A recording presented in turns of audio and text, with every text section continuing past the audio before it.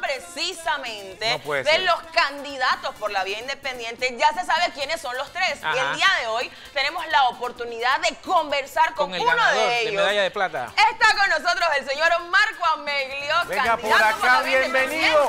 El primer candidato oficial de estas elecciones. Qué gusto que nos acompañe el día de hoy. Matilde, Buenas noches. El candidato oficial. Que ha llegado. Que ha llegado a visitarnos. Sí, Rómulo no ha venido. Un honor. ¿Cómo le va? Un placer. Pasa adelante, el primero. Un placer.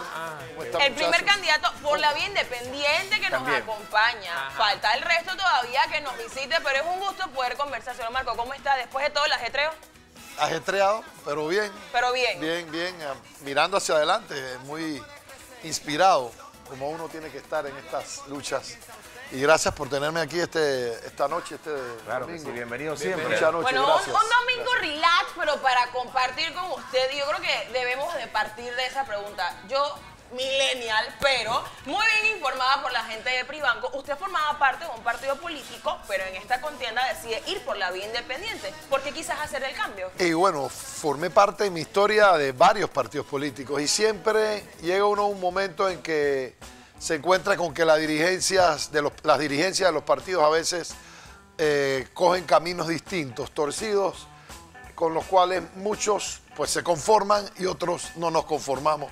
Por eso cuando me hablan de independencia yo me río, porque cuando uno realmente ha tomado decisiones, se ha enfrentado a la necesidad de decir no, yo no voy por aquí, uno puede hablar de independencia, pero hay gente que nunca se ha parado a un reto y no ha tenido que decir no. Y además de que hablar de independencia significa ser independiente de verdad. ¿Ustedes se imaginan a alguien que dice que es independiente pero necesita el cheque del marido o la ayuda del subsidio o quién sabe qué ayuda, verdad? Entonces cuando hablamos de eso también hay que hablar de quién está detrás de cada cual. Y detrás de mí nunca ha habido nadie y no lo habrá. A mí no me controla nadie ni me controlará nadie. Entonces, yo soy una persona que va por donde mis principios, mis criterios y mis ideas me lo indiquen. Y llega un momento en que uno se percata que pues, los partidos políticos son parte del problema, más del problema que de la solución.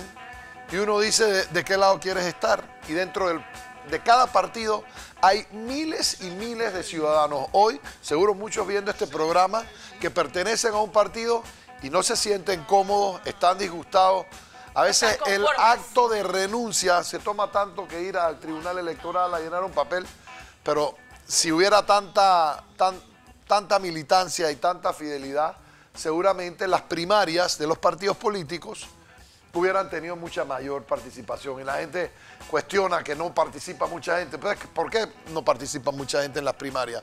Muy simple, porque la mayoría de las personas que están en los partidos políticos no militan, son ciudadanos comunes y corrientes que también tienen ideas distintas, que también tienen frustraciones, que también se desilusionan, que esperaban algo y no se lo dieron o han sido engañados por algún dirigente. Esa es, no tengan la menor duda, la composición que equivale al 70-80% en todos los partidos políticos. Ahora, entonces al final es una minoría la que controla los partidos y esa minoría nos está llevando por un camino lamentable, un camino de desgaste, un camino de declive que va en un rumbo que el país no puede sostener y yo creo que por eso pues simple y sencillamente tenemos que balancear hacia una dirección que podamos rescatar lo que hoy día tenemos, que todavía podemos llamar país. Candidato, hablamos de partidos políticos y viendo pues cómo se maneja el panorama, un candidato por la vía independiente pues no la tiene fácil. No. Si tiene quizás los recursos es un poquito más, pero le toca difícil porque primero es todo el proceso de tener las firmas necesarias, de estar dentro de esos primeros puestos y luego estar quizás al mismo par de un partido político que realiza las primarias y listo, se elige quién va. Y ni me lo digas, Laura, que desde el primer momento en que salimos, yo que tengo experiencia a enfrentarme en condiciones desiguales, porque la desigualdad siempre existirá, existió hace tiempo cuando ustedes eran, o no eran ni siquiera, porque eran muchachos. Yo no estaba ni por ahí. Exacto. Habían partidos políticos, pero habían unos que controlaban los cuarteles, los militares, y otros que estaban, como quien dice, a la fuga, porque eran los rebeldes, donde yo estaba, por supuesto, siempre. Y esos partidos políticos, unos controlaban poderes, medios de comunicación, los otros no los tenían, a unos les daban facilidades, a los otros no. En la política siempre hay un juego desigual. En este caso, entre partidos y libre postulación y personas que corren como independientes o libre postulación, como le llama la ley, como lo definió el Código Electoral, hay una grandísima desigualdad. Para empezar, bueno, hay una cantidad, ¿viste cómo nos obligaron a designar al candidato a vicepresidente 72 horas antes de que se definiera qué éramos o no, quiénes eran? Imagínate, Dimitri, por ejemplo, sí, 72 horas antes todavía era el tercero y él llegó a ser el primero. Después pasó a ser el segundo. Yo pasé a ser el tercero y después me pasé al segundo. Primero al que estaba de tercero, después a él y luego no estoy de primero, que no me importa porque al final yo salí con 6 meses de carrera cuando ellos todos tenían 18 y 20 meses. Así que para mí era muy simple, tenía que entrar, salí al final y les quiero decir la verdad, terminé pero sobradamente de primero, por lo menos con 40 o 50 mil firmas que el Tribunal Electoral se tragó a propósito con un manejo. Hoy y hoy a los magistrados aclarar cómo funciona la elección del 5 de mayo, pero en ningún momento, muchachos, dijeron cómo funcionan las computadoras y el departamento de estadística con el cual nos van a pretender agarrar de tontos a todos los panameños a las 4 o 5 de la tarde del 5 de mayo cuando empiecen a salir las barritas esas. Exacto. ¿Tú qué crees que están viendo los panameños? Lo que se está contando en el acta. Si a mí también me agarraron de tonto, metimos 355 mil firmas. 355 mil firmas, más del doble de la persona que me seguía, que era Ana Matilde. Y 250.000 de firmas prácticamente anuladas. Cada vez que íbamos a revisar, recuperábamos 20%. Pero en su momento, cuando usted se acercaba al tribunal, ¿qué alegaban ellos del por qué eliminaban las firmas? No tenían ninguna alegación.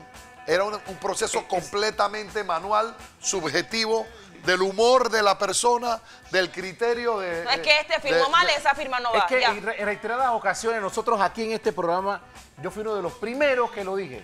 El Tribunal Electoral está haciendo las cosas mal. Y muchos no, que se están metiendo con el Tribunal Electoral, porque el Tribunal Electoral es algo independiente, y esto y el otro. Yo personalmente iba y me sentaba al lado de los captadores, que le llamaban, que eran eventuales.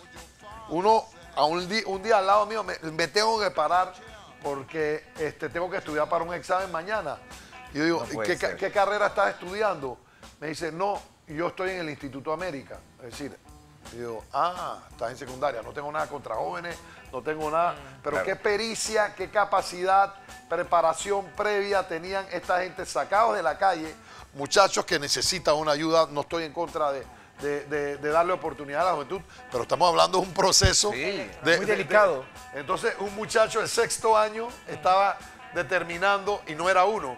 Resulta ser que eran 40 o 50. Entonces, cuando tú revisabas, tú te preguntabas, ¿sabes qué? Como quien dice, hay veces que uno dice infraganti.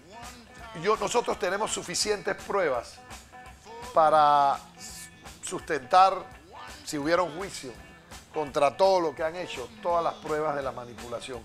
Un día, fíjate, se metieron por equivocación con un libro que resultó ser que era uno que yo había tenido personalmente. Es decir, que cada firma era mío. El libro era literalmente buscado. Yo habré recogido 10, 15 mil firmas en total, pero ese libro era uno de esos libros que yo recogí y tenía el número 1, era el libro que me dieron el primer día, mi libro más. Ahí firmó mi mamá, mi papá, mi esposa, imagínense. Gente más cercana. Ok, de 100 firmas me rechazan 72. Yo nunca tuve 72. Menos de 50% de rechazo. Desde el primer día, yo al principio pensé, hay que mejorar, hay que buscar. Y después para abajo uno se quedaba pensando, pero ¿dónde estamos buscando las firmas? ¿En Costa Rica? No. Después fuimos abriendo los ojos y nos dimos cuenta de la trama. La trama era manipular desde el sistema de informática y de estadística una cosa que le llaman el factor.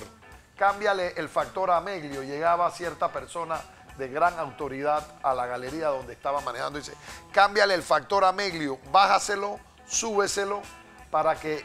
Fíjense una cosa, al final todo el mundo decía, Marco Ameglio se va a pasar a la diputada, ¿se acuerdan? a la velocidad que íbamos. Hubo un audio famoso de ella pidiendo ayuda porque estaba cambiando la bola del arbolito, poniéndola y que se le iba a acabar el tiempo y me la iba a alcanzar.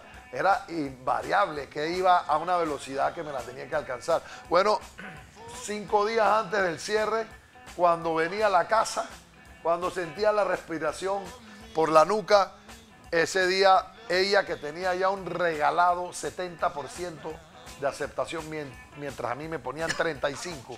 Es decir, de 100 firmas, 35 eran válidas. Y digo me ponían porque es así. Era manipulado por el Tribunal Electoral, ¿verdad? Me ponían 35 pretendiendo tumbar 2 pájaros de un tiro. Y le voy a explicar cuál es el segundo pájaro.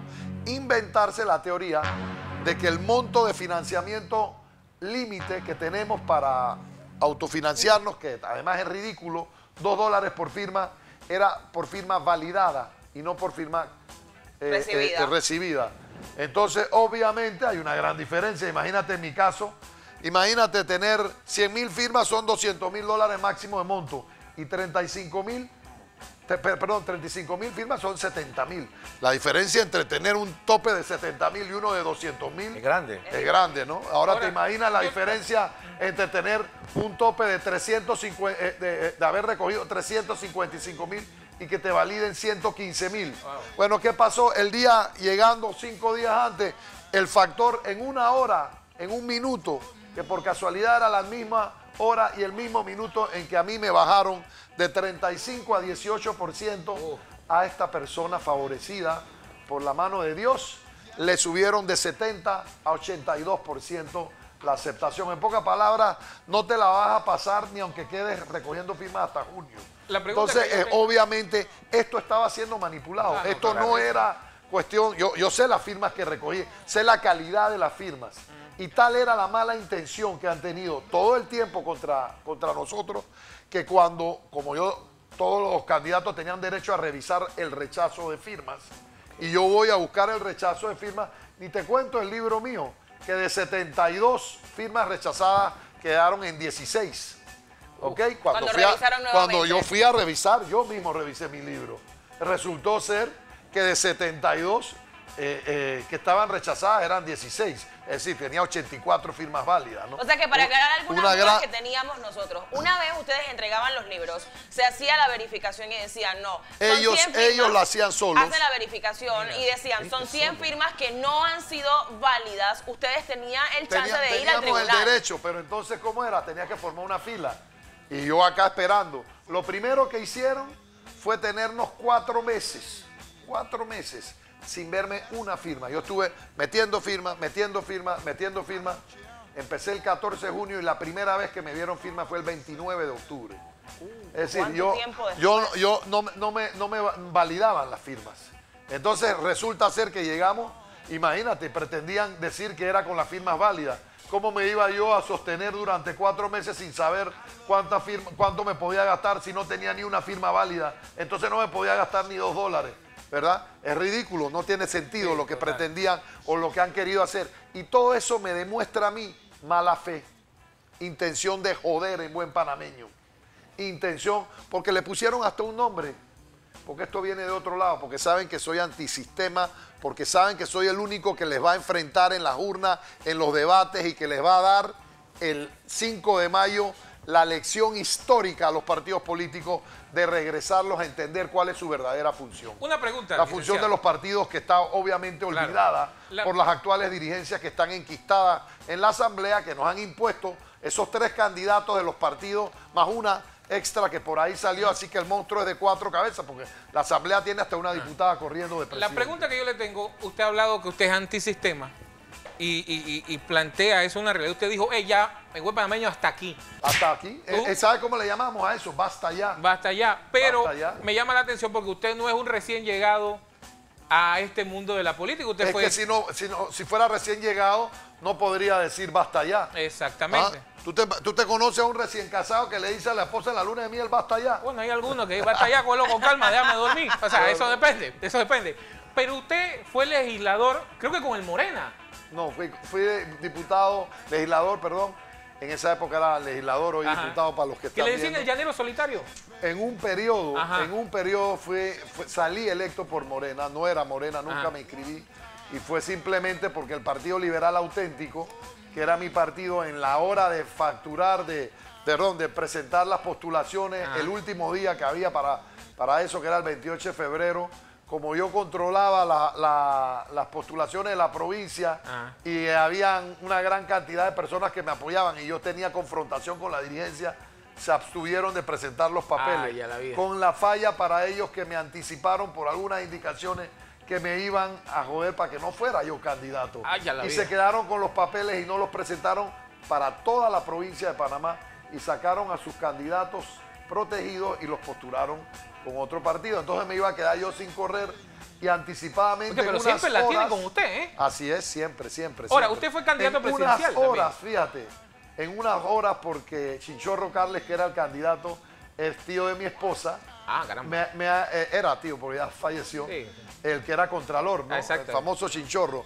Chinchorro Carles, que era el candidato de Morena, me dijo, Marco, sin compromiso. Y así fue, hicimos, es decir, no tenía que inscribirme, era una postulación. Y gracias a esa postulación el partido ese sobrevivió y por eso me llamaron el llanero solitario, porque fui el único diputado de... Usted va a una experiencia en una candidatura presidencial con el panameñismo, todavía estaba creyendo en el sistema. Bueno, fui legislador también por el panameñismo, porque en ese periodo el Liberal Auténtico desapareció, mi partido. Entonces, al final de cuentas, ya definitivamente les costó no postular en la provincia de Panamá. Para fregarme a mí, no postularon en la provincia más populosa del país y no sobrevivieron, no cubrieron la cuota mínima. Y en aquel tiempo creo que era 4%, así que desapareció. Y entonces yo quedé abierto para inscribirme y en efecto me inscribí en el partido panameñista, donde milité 20 años, donde confronté también a la dirigencia. ¿Por qué? Por la falta de democracia, por la falta de rectitud en la conducción del partido, por la falta de respeto a las membresías. Las cúpulas de los partidos se van convirtiendo en sociedades secretas que se reparten el filete para abajo. Hay jarreta y para arriba solo filete, tú sabes. Usted se enfrentó a dos gigantes. Creo que uno era Alberto Vallarino y el otro era Juan Carlos Varela. Creo que eran... No, Alberto Vallarino se había ido del partido en la elección esa del 99 contra Mireya. Me enfrenté a Mireya Moscoso, esa más gigante. Esa más gigante que todas. ¿Y quedó de tercero?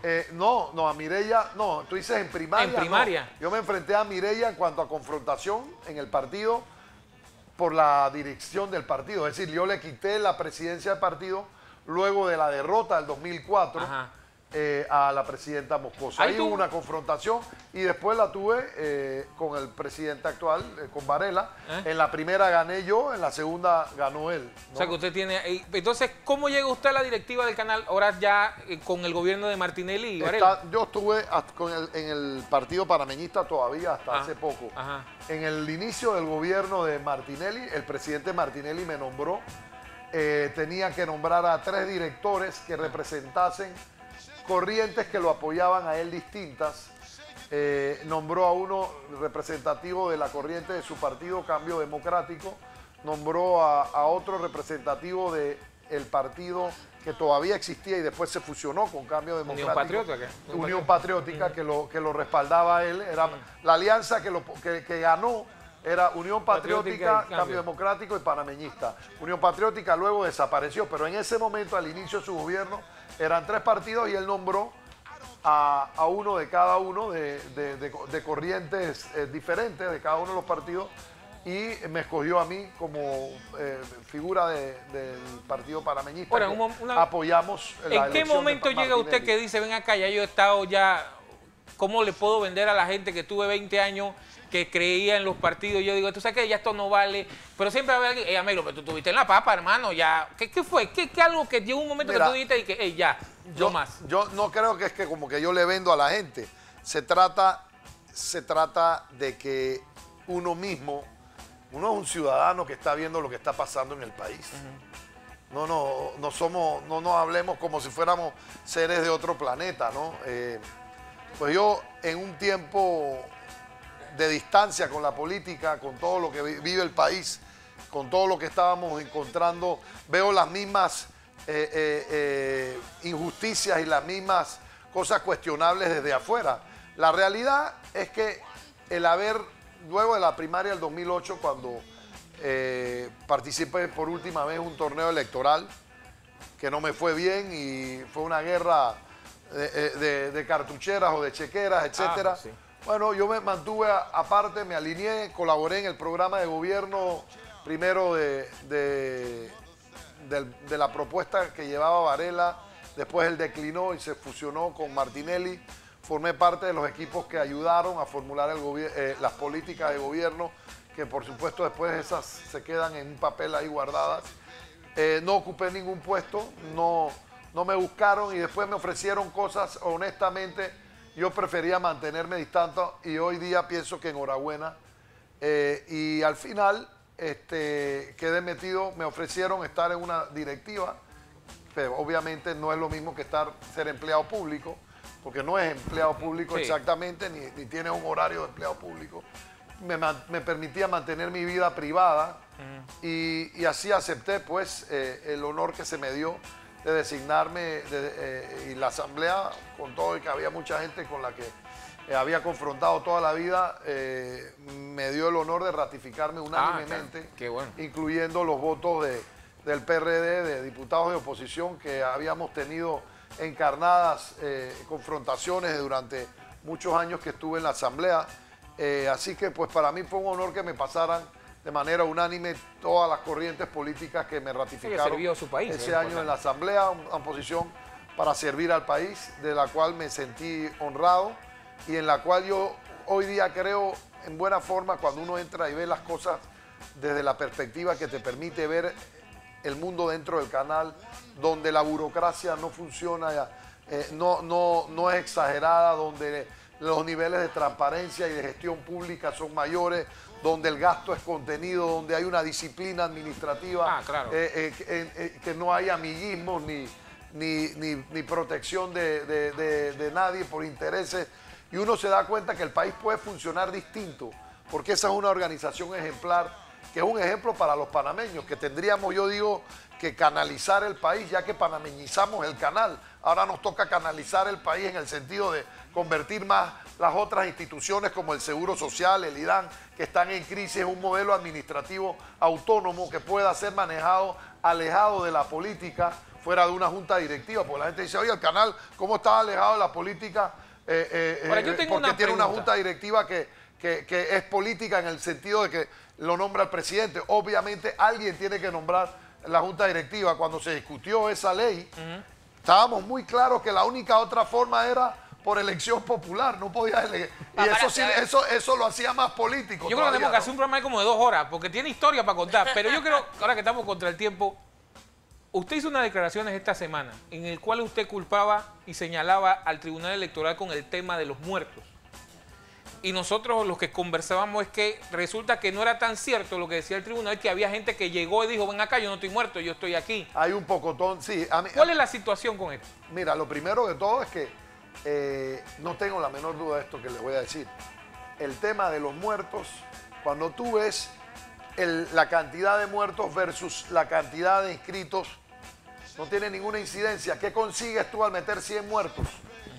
¿Dentro de sus libros aparecieron? Si fuera para candidato, en todos aparecieron, en todos. Todos tenemos muertos.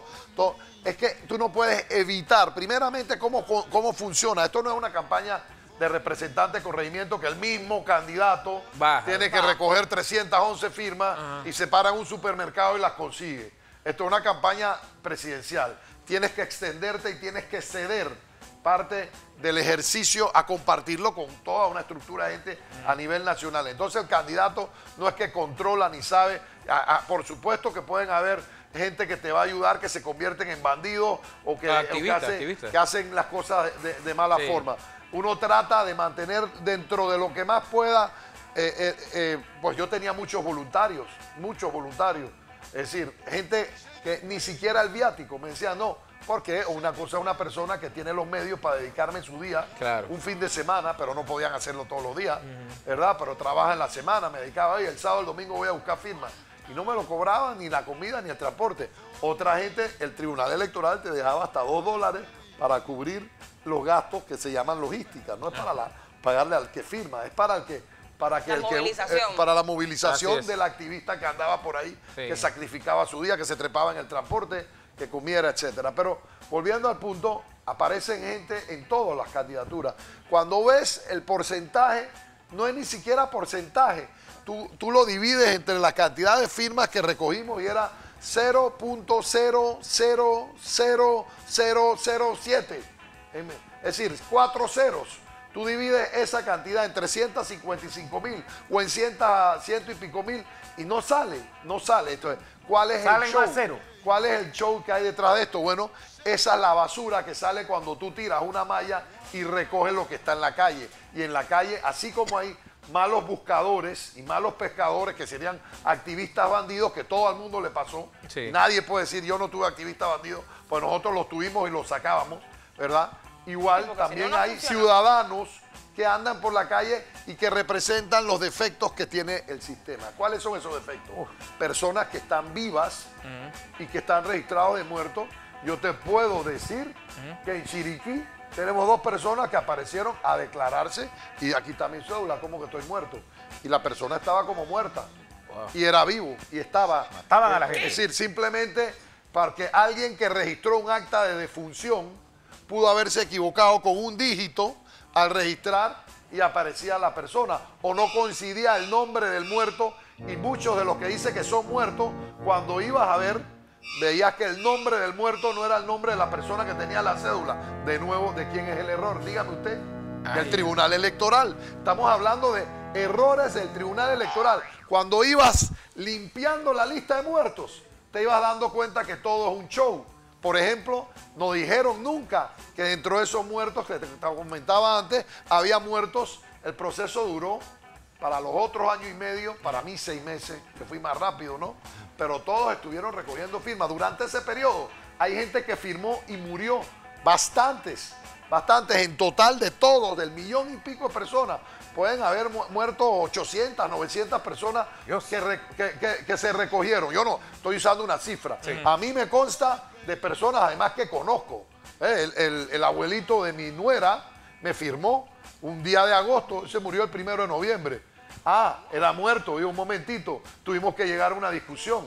Y si la persona firmó estando viva, vamos a ver la fecha. ¿Era válido? En efecto, la fecha era el 15 de agosto cuando estaba válida. Entonces, ¿quién tiene la culpa de que ellos no me hayan registrado la firma porque me las tenían aguantadas ahí?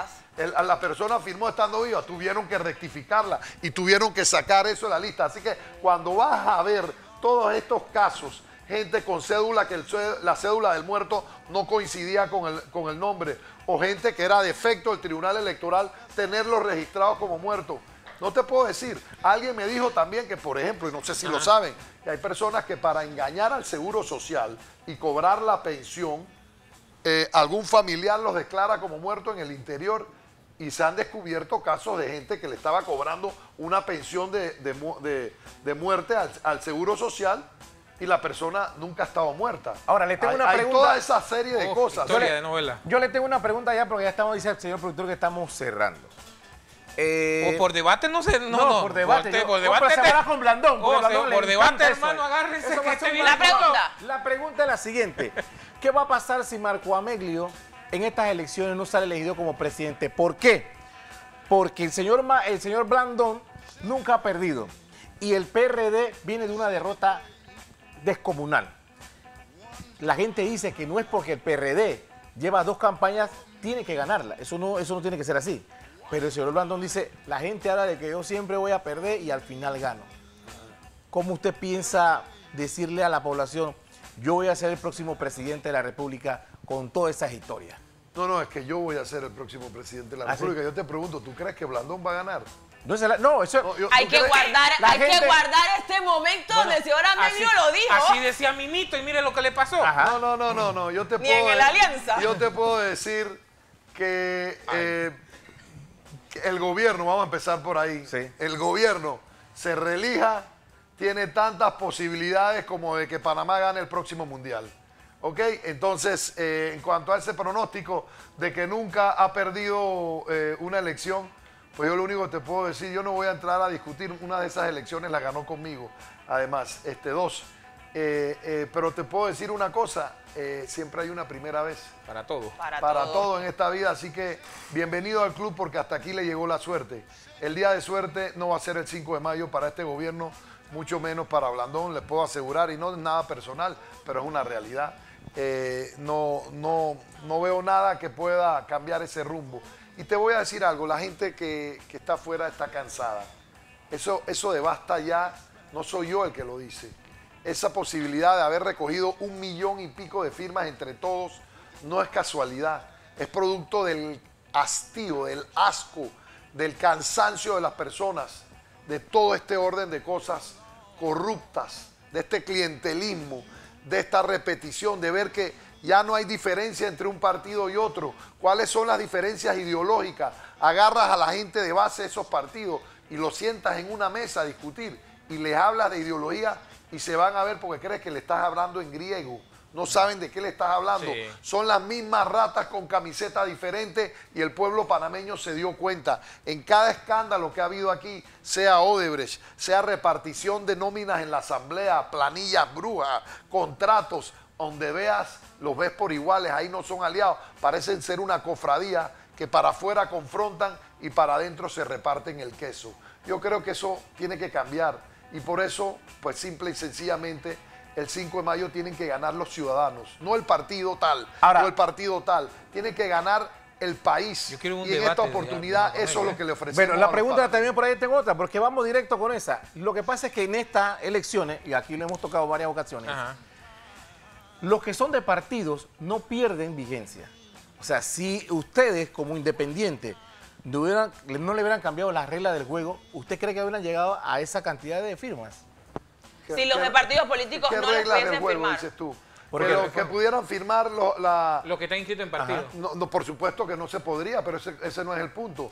El ¿Cuál punto es es que el sí punto? se podría, que sí se podía porque lo habilitó la ley y era lo correcto y por eso no se llama independiente, se llama libre postulación. La gente que está inscrita en los partidos, te repito, en un 80% tienen criterios independientes y por firmar en un partido no están encadenados al partido ni entregan su conciencia ni su voluntad, de tal manera que cuando van a votar el día de las elecciones no te preguntan en qué partido estás para darte una papeleta marcada. Yo le quiero- Tienes el derecho de escoger detrás de la cortina indistintamente que seas PRD o sea de cualquier partido. Entonces era el principio. Si tú puedes votar como te da la gana, ¿por qué en principio no puedes adherir a alguien que está aspirando, que todavía no es candidato, como le da la gana? Porque eso no es un voto Confía siquiera. en el Tribunal Electoral, es una sola palabra que se me acabó el tiempo. ¿Sí o no? No puedo confiar en el Tribunal Electoral. Bueno, lamentablemente. atención, pueblo Atención. panameño. Aquí está el hombre.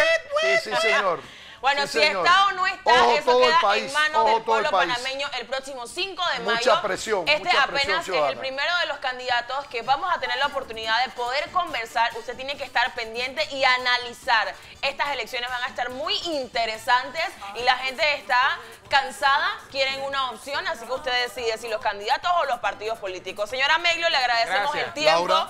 Nos faltó muchísimo por conversar, Bueno, pero pero el eso tiempo para que apremia. venga otra. Sí. Eso es Eso, para viene la otra, próxima. viene